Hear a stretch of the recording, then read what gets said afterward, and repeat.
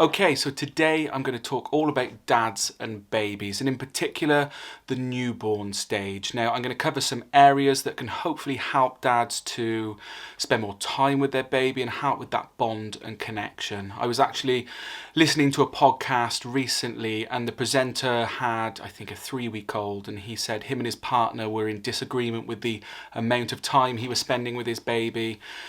She felt that he needed to spend more time, but he was quite frank and honest and said that he just finds the newborn days boring. Now, I get, for want of a better word, it can be perceived as boring, but we need to remember that in order to secure that bond and connection with our baby, we need to be spending time with them. We need to get to know them, we need to tune into their personality, and we need to connect with them. So yes, it may be perceived as boring, but it was our decision, our choice to have a baby. We were blessed and lucky enough to be presented with a beautiful newborn baby. So it's on us to secure that bond and connection with them by spending time with them. Now, yes, it can be tiresome at times, especially after long nights when we're tired and exhausted.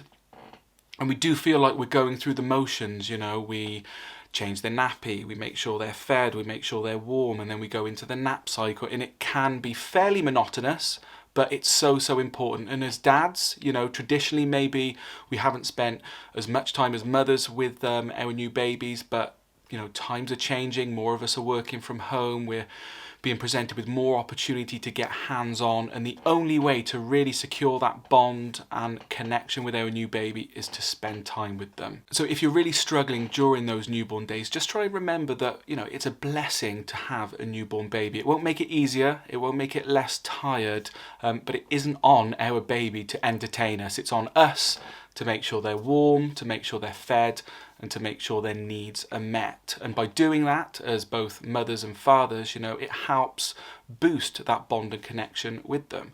So if you are struggling, just remember that it is a blessing to be presented with this opportunity to be a parent. I know for my wife and I, my wife has been pregnant 6 times now. She's given birth twice, but we only have one healthy little one. And I will talk about that journey a lot more on this channel during this year. It's been a tough couple of years for us. We've gone through the motions, and it's come to the point now when we do receive a positive pregnancy test, there's absolutely zero emotion. Losing 5 pregnancies, and certainly when my wife gave birth to baby Noah at 5 months, it was really tough. But we do have one healthy little one, so when times are tough and my wife and I are struggling, I do hang on to the fact that we are very fortunate to be given the opportunity to be parents. It doesn't help us during those challenging moments, it doesn't make us less tired or less exhausted, but just remembering that fact makes us look beyond what's in front of us during those challenging moments. So try and remember that if you're in a tough time at the moment as a parent, it is a blessing to be given this opportunity. Okay, so just a reminder that I will be back every single week with a new parenting video throughout 2022. And a massive thanks to Scott, who provided some very constructive feedback on my last video, Parenting Without Punishment. He fed back on the video quality and the audio. I've got a new camera, I've got a new mic, and I'm going to try and really streamline the process of making YouTube videos. I just want to get them done and get them out. Done is better than perfect. And I'm finding, certainly with sharing on social media, Instagram and Facebook, that procrastination is a huge blocker for me. So I feel like I'm in a really good flow on Instagram. We're up to 150,000 parents on there. So if you don't follow the Dad Vibes on Instagram, definitely head over. I share every single day. I share stories and posts and reels. There's lots of free content on there, but I'm really looking to bring that over to YouTube, and I'm going to keep it nice and simple. I'm literally going to turn the camera off, quick cuts, and let's get it exported and let's get it out. So a new video every single week. Hit subscribe, and I hope you can find some value. Okay, so dads, let's dive into 7 ways we can spend some time and help boost that bond and connection with our newborn baby. I think, as I mentioned before, these early days and weeks can be perceived as boring, monotonous, but we're presented with lots of little windows, opportunities to secure that bond and connection. And I want to debunk a very common myth. We see the movies, we see a baby being born and both parents are overcome with emotion, and immediately they're hit with that emotional connection with their baby. Now, that might be the case for some of you, but for the majority, it really isn't. This new baby has come into your life and you're going to have to consider them before anything else in every decision you make. And this can be a hard transition to make. So let's just give ourselves some space to appreciate that that initial bond and connection might not be there with your baby. And that's okay. You know, it's going to take weeks and months to get to know your baby, to secure that bond and connection with them. But rest assured that if you do push yourselves to spend some quality time with your baby, that bond and connection will come. It's just going to take you some time to get to know them, to see how they fit into your life and how your life can evolve around your baby. And as you transition from old to new, it's going to take time, but you can get there. So let's cover 7 ways that can help you secure that bond and connection with your new baby. Okay, so number 1, and this is a really simple one, but that is to push yourselves to spend some quality one-on-one alone time with your baby. Now, mums can help with this too, can help encourage dads get hands-on with their baby. It can be difficult, especially if you're thrust back into work. I know that paternity leave is non-existent in some parts of the world, so it can be really tough, but try and capture small opportunities to have some one-on-one time. It could be responding to them through the night. It could be changing their nappy. It could be feeding them. It could be anything. But if you can do it one-on-one, if you can be alone with them, then it just allows you to, or it pushes you to think on your feet. You know, you're not leaning on mum or leaning on anyone else. It's encouraging you to think on your feet, to respond to their needs, to respond to their physical and emotional needs. And it really does help you not only secure that bond and connection with your baby, but it helps you grow in confidence as a new parent as well. So really, really push yourself to try and do that. Okay, so number 2, and that's baby wearing. Now, traditionally, we've associated baby wearing with going out on walks or going for a hike, but there's absolutely no reason you can't baby wear around the house, because it gives you a fantastic opportunity to keep baby close. It helps to regulate their body temperature and stabilize their heartbeat. It allows you to explore with them, to narrate to them, to talk to them and engage with them. I hate the word fussy, but you'll notice when you do keep them close to you, they'll be far less fussy.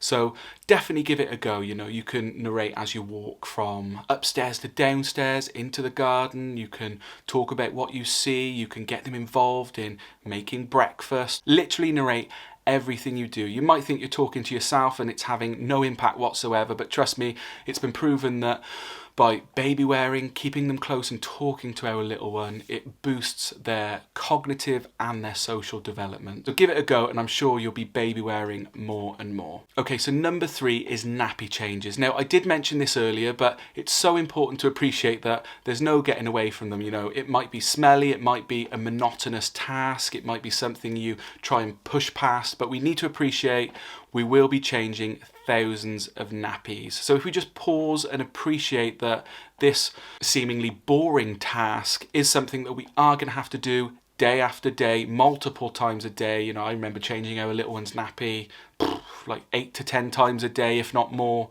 If we can just see them as opportunities for connection with our little one, we could be silly, we could laugh, we could talk to them. We can just do what we can to try and capture these little opportunities to connect. You know, it might be a 2-minute task, it might be a 10-minute task, but there's no getting away that sometimes nappy changes will be stressful, especially if your little one is kicking and refusing to sit still. Just appreciate that these are opportunities for connection. So instead of looking at the end goal of getting that nappy on, you know, if this nappy change isn't going to plan, just pause, maybe just leave the nappy off for a few minutes, just let your baby flail around and just burn a little bit of energy, maybe laugh with them, joke with them, maybe pull a few faces, and then eventually that nappy will go on in a calm manner. But these are fantastic opportunities for connection with our little one. Now, number 4, and that's parenting through the night. Now, this can be challenging, especially when we're tired and exhausted. Maybe we've got to wake up for work in the morning, but it's really important that you and your partner communicate